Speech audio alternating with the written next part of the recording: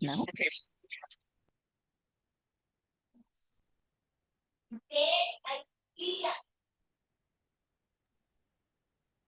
Uh, Kavina, please start. Great.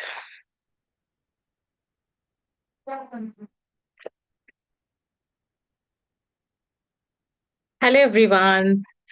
Today, I want to start with a game. I want you to think about what percentage of your talk, that you believe an average audience will actually remember a week later. I'll repeat that. What percentage of talk you think or you believe an average audience will actually remember a week later? 1 week later, do you think people would remember 70 percentage? 50? No, 30? no. Okay, now we may even think, oh, does that now come down to 20 or 10? Now, here's the twist. According to a research on the forgetting curve, there is actually research on the forgetting curve. Okay, I will come back to that forgetting curve a bit later. But according to that research on the forgetting curve, most people remember less than 10 percentage of what you hear within a week. Wow, right? What does that mean? It means no matter how brilliant you are as a speaker, 90 percentage of it is gone by the next Friday. How shocking it is, right? I'll tell you a story that I've had experienced it some time back. I once gave what I thought was the best keynote of my life, and everything went perfect. The lights, the applause, the standing ovation. I really felt that I've arrived in the speaking world. 2 weeks later, I bumped into someone who was there in the audience. So I asked her, hey, what did stay out for you from my talk? She smiled and told me that, hey, Kavina, you were really great. I like your slides. Wow, great slides. Not the message, not my personal story, just the slides. And that's when it hit me really hard that one of the greatest nightmares any speaker would ever have is not the silence while they talk, but the silence after the talk is over. And that has become the reality right now. Because here's the truth. Audience don't carry your slides. Audience don't carry your statistics that you're sharing with them. What they carry is an emotional aftertaste. Audience carry the emotional aftertaste of your speech. We're all humans, just like how we like our food, no? We may forget what was the recipe. We may even forget how nice and great the plating was. But you know what you will remember? The flavor of the food. And in communication, that flavor is the feeling that you leave behind as a speaker. And that's what I call it as the emotional aftertaste of your communication. So the next time you get on stage, I want all of you to know that the research says that only 10 percentage of what you speak is remembered after a week. And what do they remember? They don't remember your statistics. They don't remember your slides, how great the pictures were, but they will remember what is the feeling that you gave them while you were on their stage. And that is all that they will remember. Now, let's talk about something most speakers overlook, right? Now, think about it. When you went to a restaurant, you had very good food. Everybody likes the food that particular time. But when you leave a restaurant, you don't remember the food. right? You remember how did you feel afterwards. If I ask you, hey, last week you went to this restaurant, how was it? How would you tell? Ah, it was very nice. The ambience was good, heavy, satisfied. It was a very calm and composed feeling that I received. It was an evening to enjoy, evening to cherish. So, if you see, there was nothing about the food and everything. It is about the feeling that they had when they left, right? So, speech is no different. Long after the content is forgotten, you know what remains? The feeling. And that feeling is what is the emotional aftertaste. And you know the good news? The aftertaste does not need to be random. You can actually design it the way you would like. Like the way restaurants design your feeling, your emotion, right, for that evening, with the ambience, with the lights. They train their waiters how they have to speak. The food can be really amazing. But imagine the waiter coming and throwing the dishes on the table with a lot of noise. Hmm, no. All of a sudden, for somebody like me, the food will taste bad. Why? Because they're designing every aspect of that emotional aftertaste that you're going to leave with, not just the culinary experience that they are going to give. So, such is what is there for us as well as speakers. The good news is that the aftertaste can completely be designed. And before we step in into design the emotional aftertaste of our communication, I want to step in a little bit and learn or know about what is the science of our emotional aftertaste. So let's say, go back with this emotional aftertaste because this is not like a very poetic idea that I have. It is what neuroscience has been there proving over a century why feelings are more important. Now let's come to that forgetting curve that I started with.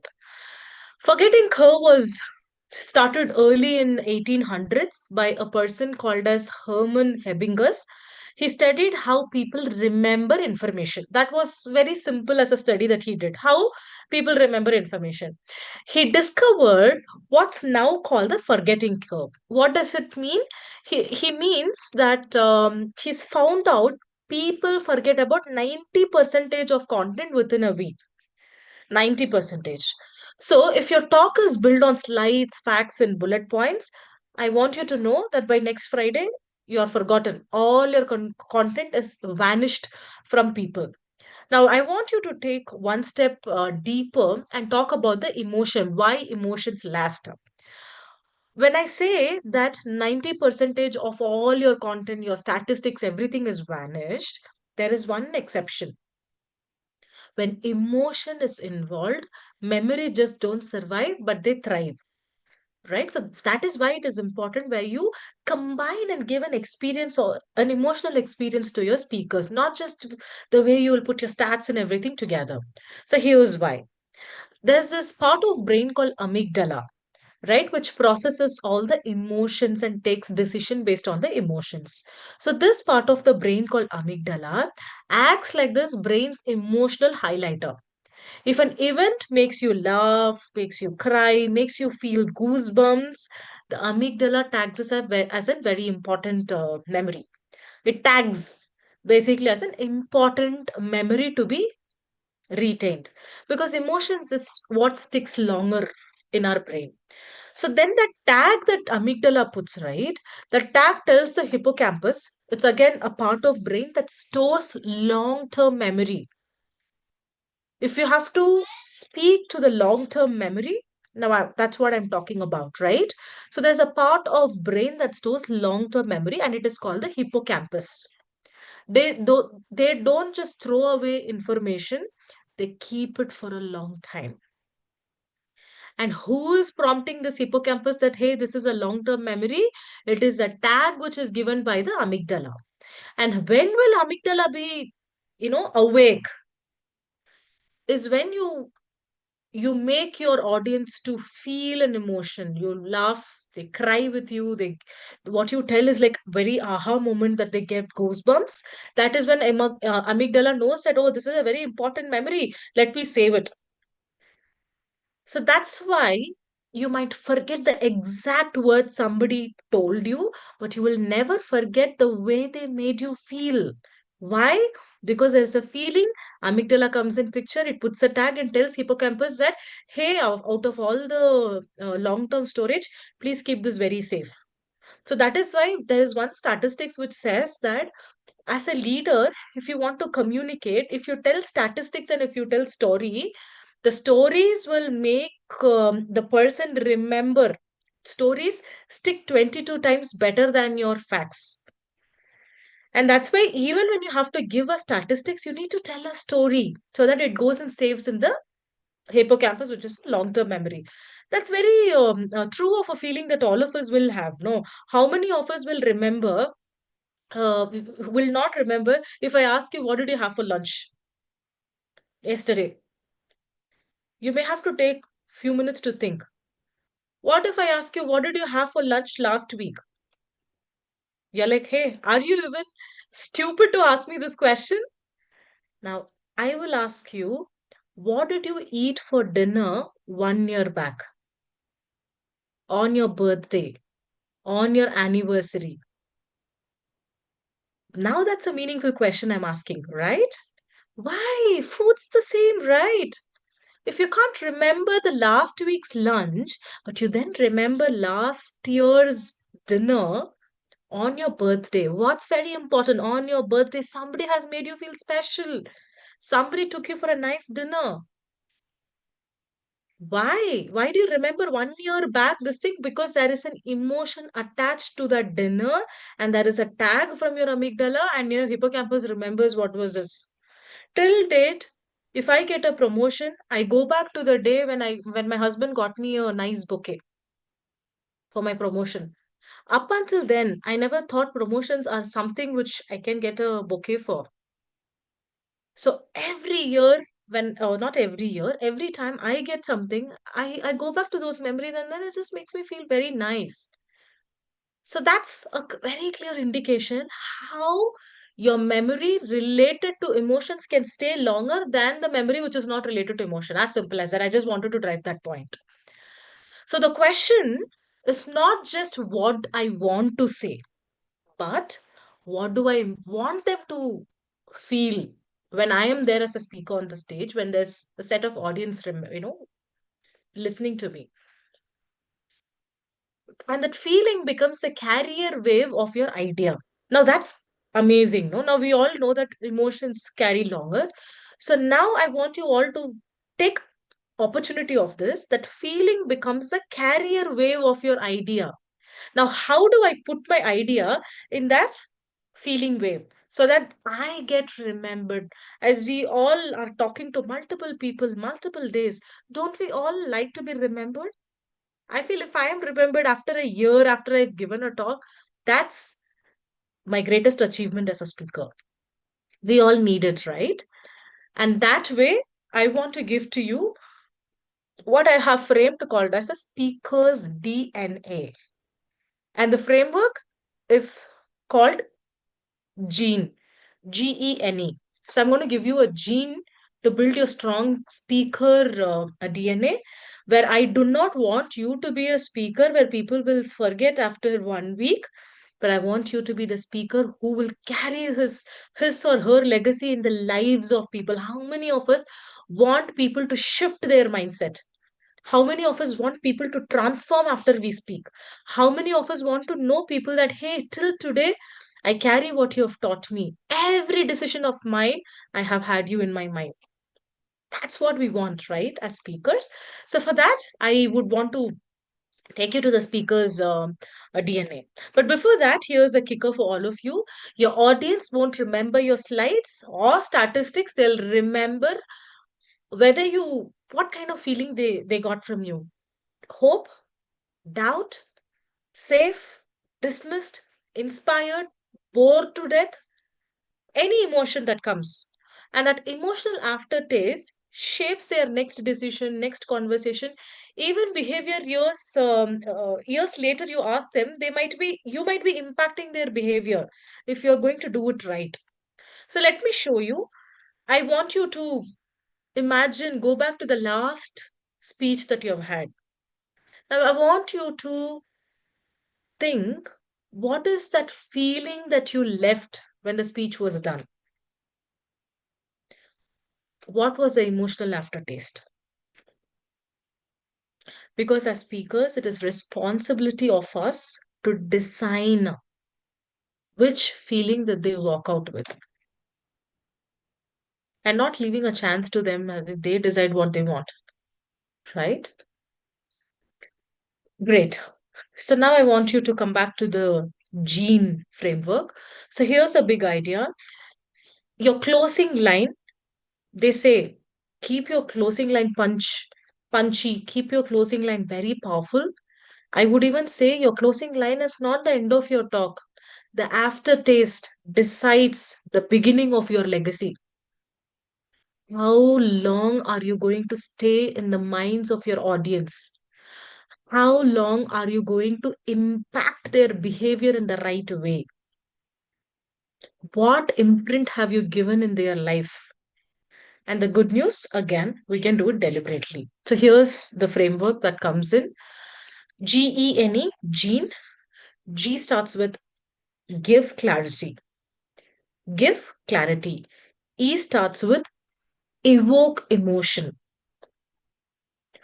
N stands for nudge action. The third point, N, stands for nudge action. And the fourth point, GENE, stands for embed legacy. As I mentioned, your legacy starts with your last line. So these are your four strands, GENE. These are the four strands where you will make your every speech unforgettable and something that your audience can build on. So now let's go in with the first one, which is give clarity. So let's begin with the first strand of our speaker's DNA. Why does clarity matter so much? Why did it come in the first place? Because our brains crave simplicity. We are constantly bombarded with over 34 gigabytes of information every single day. And the brain doesn't reward clutter, it rewards clarity, it rewards simplicity that comes in forward. Now, imagine how much of data, how much of complexity that we'll have to go through every day. Now, think about it. How many times have you left a conference talk saying, that was really nice? But what was the main point again?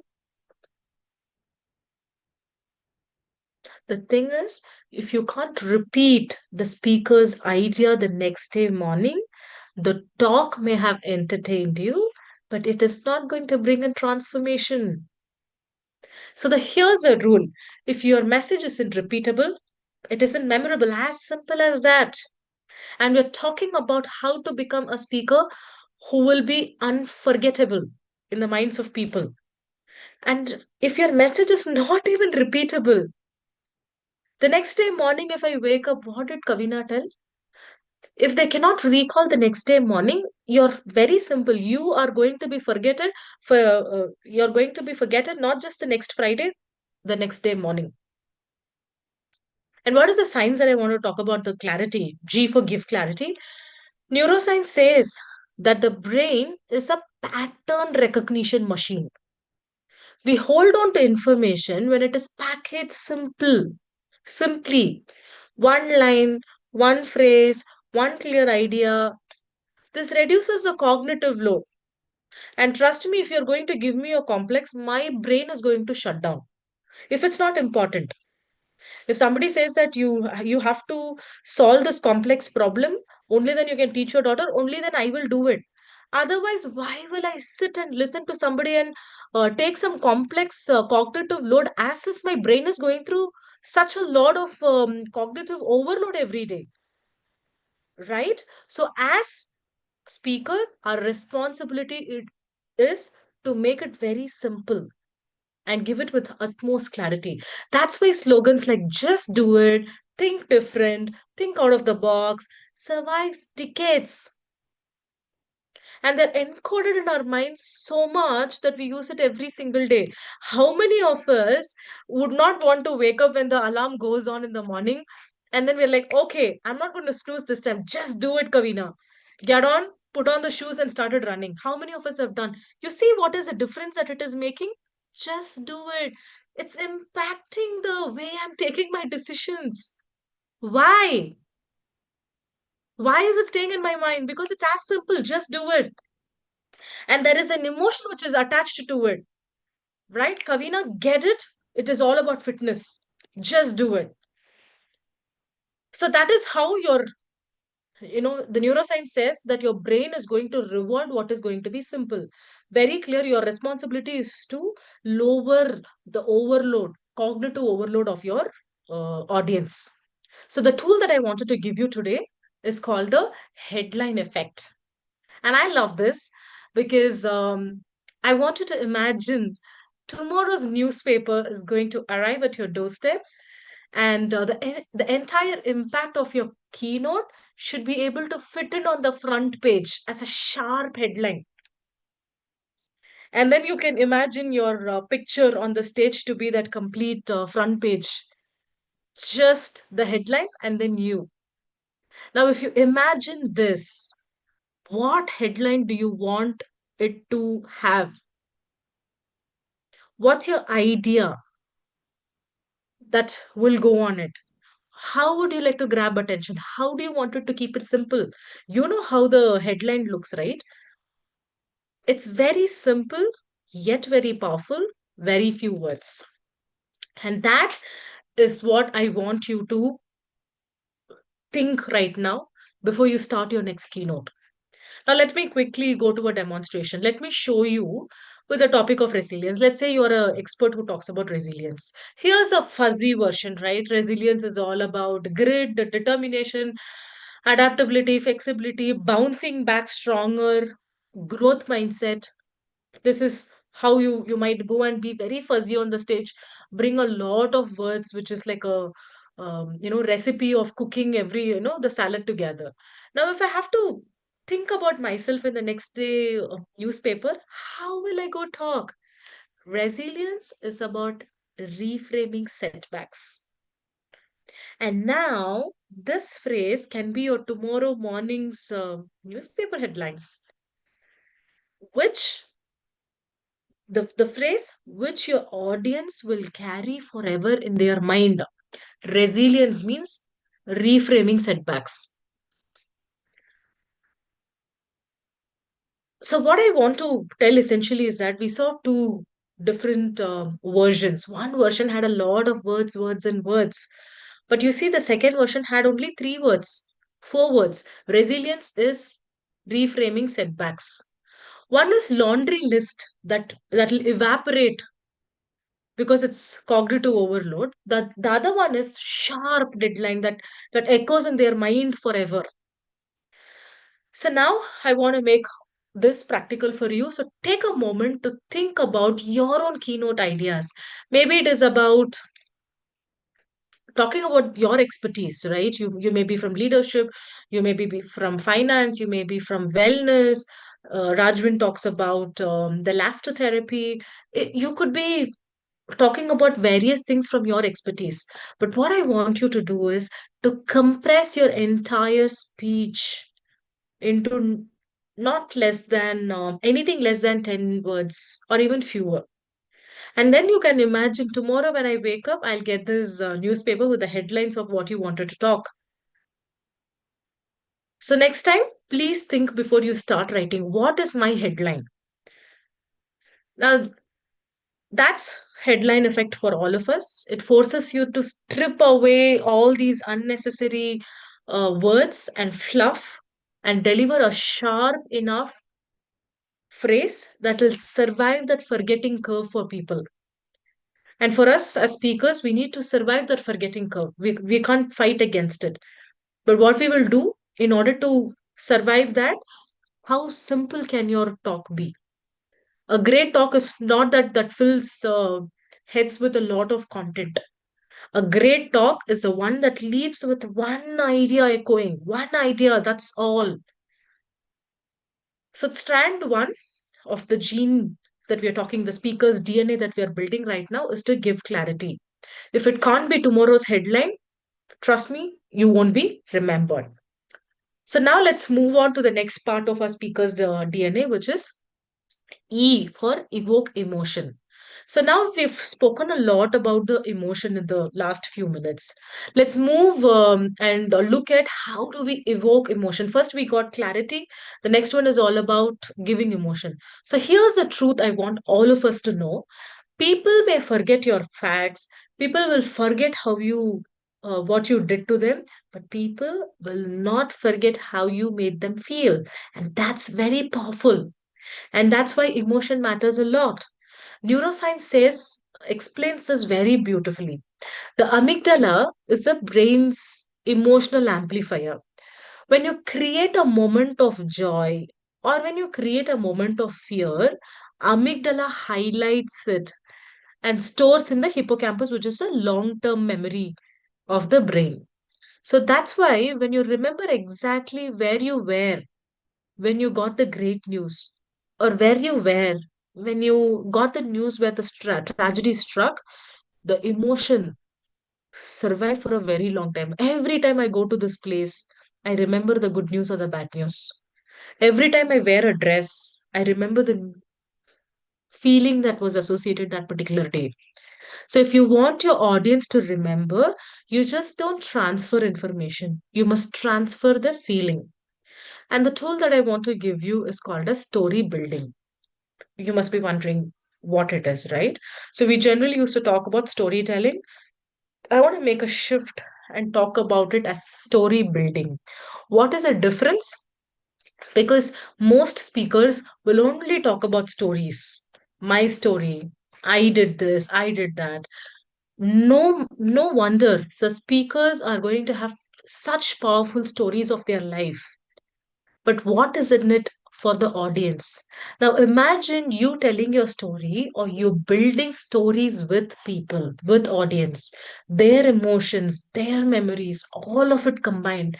You're going to view a beautiful emotion on the stage. So, that is called story building rather than storytelling. So, I want you to think about it instead of that one wave download that you're going to meet. Tell, I listen to you.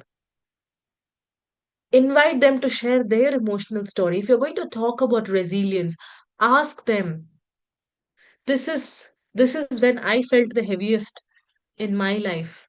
When did you feel heavy? Give them a invitation to join your story building exercise, because everybody carries their own resilience stories in their lives. Everybody carries their leadership breakdowns. Because when people feel that they are inside your story, they just don't hear, they live along, right? So that's a beautiful way to evoke emotion in them. Now let's go back to the same demonstration as resilience, right? If I were to talk about resilience again, the first story where I'm going to talk about, hey, resilience is about bouncing back from setbacks. 10 years back, I went through this difficult phase of my life where I was working on a project for few years, and then one day that project didn't move forward. I felt the heaviest. I sat in the car thinking, can I even come out of this? And I felt so overwhelmed. And then a call I received from my mentor, who went on to say that, Kavina, emotions or situations don't define you, you define. And that's when I realized, guys, resilience is not just about bouncing back, but it is about reframing the setbacks. That day I reframed setbacks. It's a nice story, right? Just okay to listen. I'll today listen, tomorrow forget. But now, the second version that I want to build with you is the story building exercise. Now, how do you do story building? Invite them, ask them questions, think about a time. When I tell the project exercise, pause during the story building, storytelling, and ask them, think of a time when life knocked you down. Maybe it was losing a client, maybe you passed over for a promotion, or something more, far more deeply personal. You lost someone in your life. How did it feel for you? Pause and look at your audience for them to reflect. And then you build. Now picture the feeling, that pit in your stomach, the doubt in your head, the weight on your chest. That is where resilience is born from. And in that very important moment, you had a choice whether I can stay down or rise above. I had that choice too. And then you keep building stories with that. Now, see what happened, right? You were just, first thing was all about me, me, me. And then the second one was, I have invited you to join the story. You started living your stories. What made you? Somebody was thinking about the day they lost their dad. Somebody was thinking about the moment they were fired. But then I'm going to put all of these stories together and I'm going to tell them what I want to. I'm going to tell them, hey, do you remember the chest heaviness? Do you remember the pit feeling in your stomach? I'm going to make you feel all of that because that's when you both we are all feeling together. I'm going to feel on stage, you're going to feel the pain as well. And then I'm going to tell, you know what? That's where resilience is born. And in that very moment, you had a choice whether you stayed down or you rise. And that choice is what is making you sit here. You see how I'm transforming, right? From bringing them, making them feel what felt very heavy to giving them hope to rise up. And that's how you do story building with them. So I want you to, the next time you're going to write your story, your in your keynote, I want you to start building story with your audience instead of telling your story. So let's shift from storytelling to story building so that we weave emotions together, and nothing as beautiful as you build your stories with your audience. So the second strand, evoke emotion through story building. When you tell a story, it's remembered. When you build a story, it is remembered forever. And that emotion is that glue. And that story building is your needle where you can stitch multiple lives together and present it to them as a small rug that they can use every time that they needed resilience in their life. So now we have sparked clarity, then we have evoked emotion. I want to move to the third strand, which is nudge action, because action is very important. We all need to transform people, shift people, that is through action. So we've got clarity so far. I want you to now step into a little bit of neuroscience. Neuroscience tells us that the brain's reward system is triggered by doing, not just hearing. How many of us are like still those children who wants to put a check against a to-do list? In my morning, if any day morning, if I've not done anything, I write something and put a check, and that gives me a the reward system will tell me that okay, so far good day, let's achieve more. So neuroscience tells us that the brain's reward system is triggered by doing and not just hearing. When we act, even in the tiniest ways possible, you release dopamine. And that micro reward makes behavior more memorable and likely to repeat over time. So, if you want to create a habit, that's what they say. Create a to do list for that particular day and simply check that. I've done it today, check. I've done it tomorrow, check. I've done it tomorrow, check. And what happens is that this likely gets repeated. So if you want your talk to stay beyond the room, beyond that 1 week, beyond the survival of your forgetting curve, what you have to do, you just have to inspire them to act that particular time when you're speaking or later. So the tip is that you need to make them act. And what tool am I going to give you? Instant impact. The tool is called instant impact. It's very simple. You give your audience one micro action they can take immediately right there in that room, not 10 steps away, not like okay, you can go back home and do this is a homework that I'm giving you, nothing of that sort. Because when they do it with you in that moment, the memory becomes embodied. So now let's go quickly move into a demonstration with resilience. Let's try it this way. Grab a piece of paper and take 30 seconds. Write down one current challenge you're facing right now. Something that makes you feel heavy, something that makes you feel difficult, something that makes you feel frustrated every day. Now, beneath it, write a reframed meaning. Instead of this is happening to me, right? This is happening for me. And what is the shift that I'll have to make? Because I'm teaching resilience. I'm taking the demonstration. I'm teaching resilience and I'm teaching that we have to reframe our setbacks. So now I'm teaching to reframe the feeling that they're going to do every day. If you ask me what is the feeling that I'll have every day, my everyday feeling is overwhelmed. So then if somebody asks me to write, I'm going to sit and write overwhelmed. So now how do I reframe it? Reframe that overwhelmed feeling. I've been feeling overwhelmed, but the reframed feeling is that I'm going to take control of my everyday. And how do I do it? I'm going to sit and do a to-do list for the next day before night. Very simple.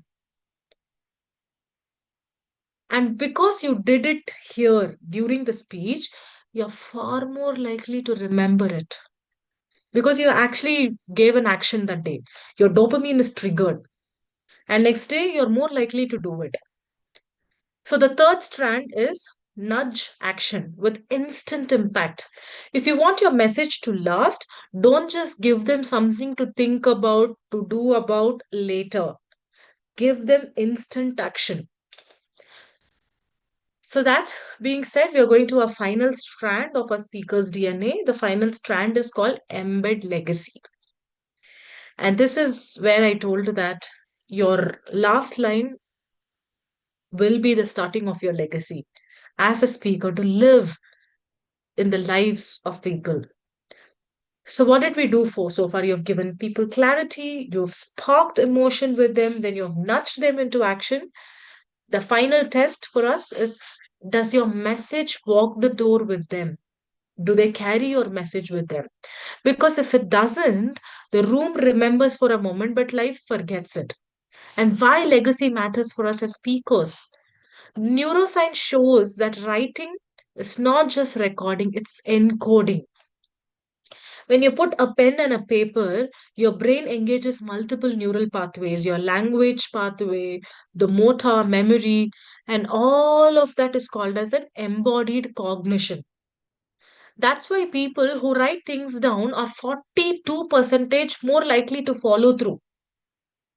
And I still do the regular pen and paper writing of a to-do list. Why? Because it is embedded in your brain. So writing makes it very thought real. Even till today, thank God, if we go to any conference, they still give us a pen and a paper, a small booklet and a pen. Make use of it as a speaker. And that's why people who write things down, no, will far more remember you for their writing. So, if you want your talk to outlive those applause for that particular moment, if you want to outlive that forgetting curve, you need to embed into the audience life. And the tool that I want you to take away is ink it in. Ink it in. This is why.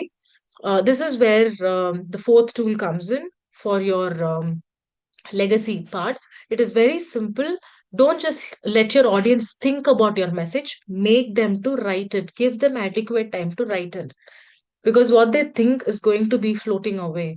What they are going to write is going to be there on their memory, a phrase, a mantra, a decision. When they write, they commit, and that's when return becomes more carry forwarded. Now let's go back to the demonstration of resilience, right? If I'm going to be that resilience speaker again, I would say take that paper and write down the challenge earlier that you're faced. Now at the bottom, I want you to ink in one line that mantra that you will carry forward. And what is that mantra? Resilience is all about reframing setbacks. The next time you will have a resilient, more weighted, difficult feeling, you're going to reframe it. So every day I'm going to feel overwhelmed. I'm going to say, I'm going to plan this day better. And I will tell them, write it, say it softly to yourself, circle it. And that phrase you just wrote, that's not mine anymore. It is for you to carry. And every time you go through a difficult phase in your life, you will remind to choose resilience. You will remind yourself to reframe your setback. And with that, for the rest, assured that your legacy will live on from there onwards. So that's the final strand for us, embed legacy. And how do we do it? Ink it in. And words can be forgotten, words returned can never be forgotten. So, with this, I want to wrap up and I want you to remember the four strands of the speaker's DNA, which is the gene.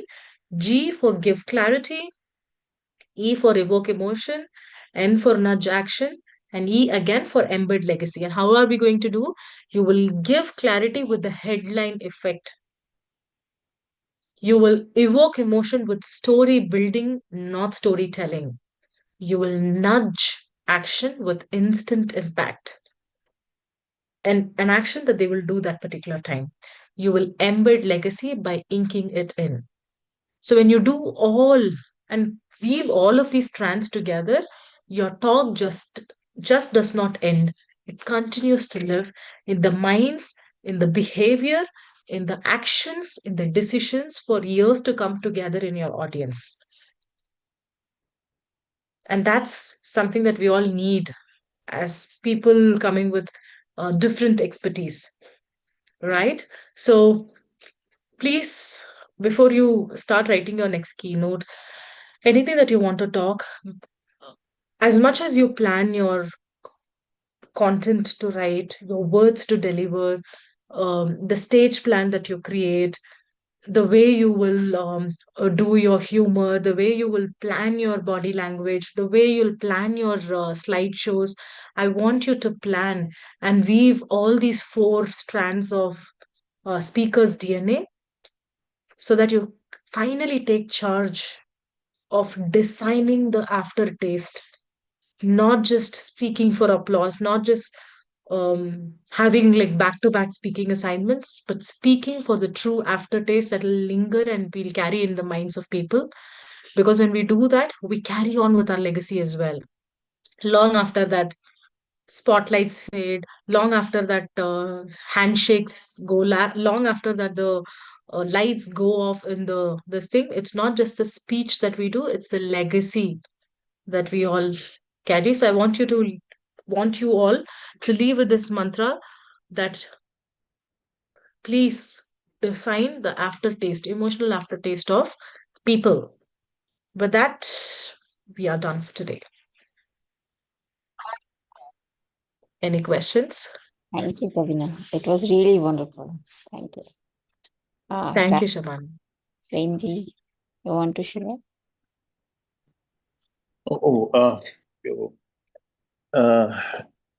Yeah, you never cease to amaze me.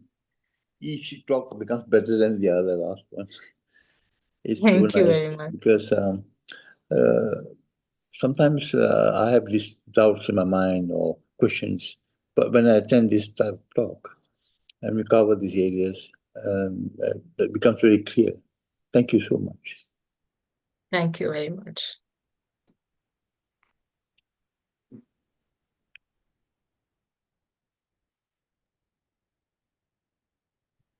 Rajwan, you have to unmute here. Kavina, as always, my it's very very good session, and now I'm almost clear for my infection. Doctor says that don't suppress my feelings, and in this series, in this Tuesday series, you always tell me that don't suppress your feelings, and whatever the doctor says is also right. And also, when I feel that when the mind is healthy, the body also will be healthy. And instead of 90% with hypnotherapy and talking to friends, and I will be able to start back my physiotherapy, and with journaling. Journaling also can help. As you say, story building is also journaling. That's why I've got this journal made. Like, I am strong, I'm happy, uh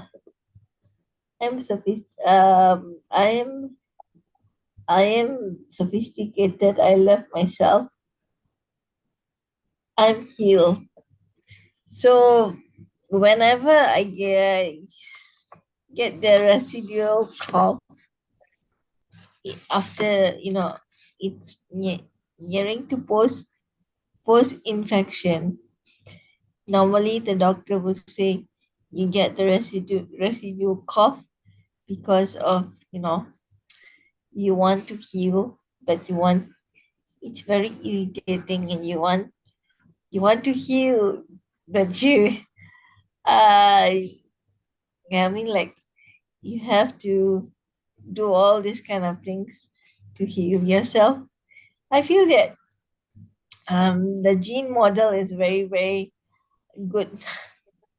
Gene model is like, you generate your ideas, evoke your energy, and nurture your whatever you want to say, and finally you get the end product. That's how I interpret your gene model. Everyone has a different way of putting the gene model, but almost the same. Very well said. Very.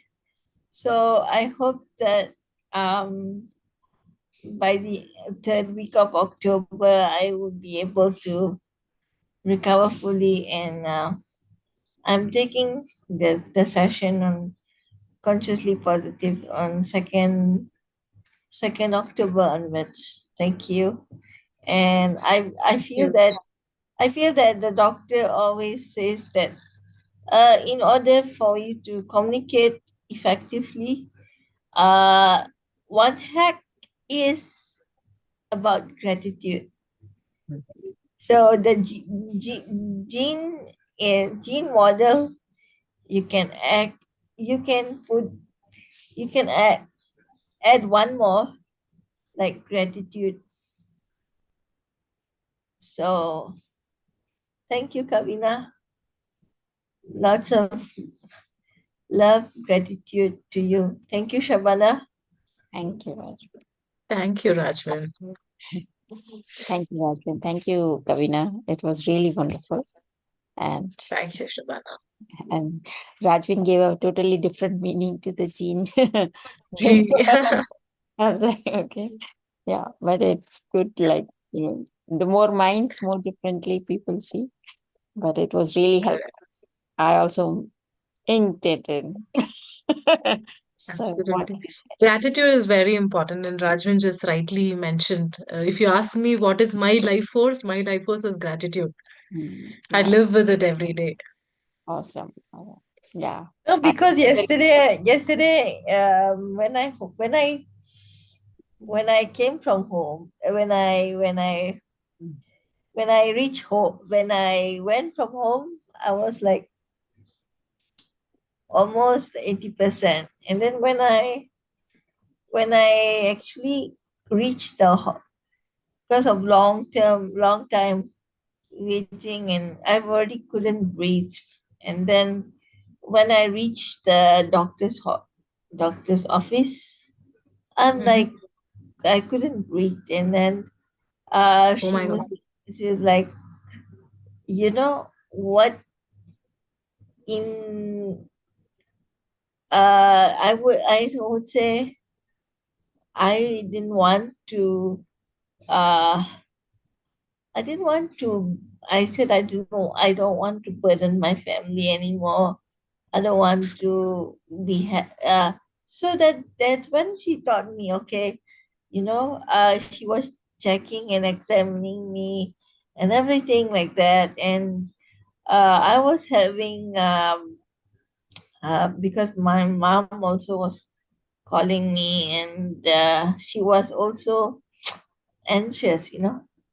She was also anxious for me to go back, but I said the doctor would, and then the doctor uh, told me to sit up and talk to me. The specialist talked to me.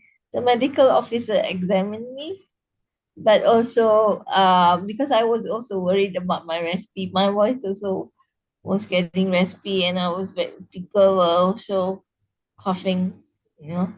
So there were a few people coughing. But with hypnotherapy last Friday, it was fine. And the doctor yesterday taught me about, you know what, look, I just lost, she said, I just lost my father. And why don't you practice gratitude?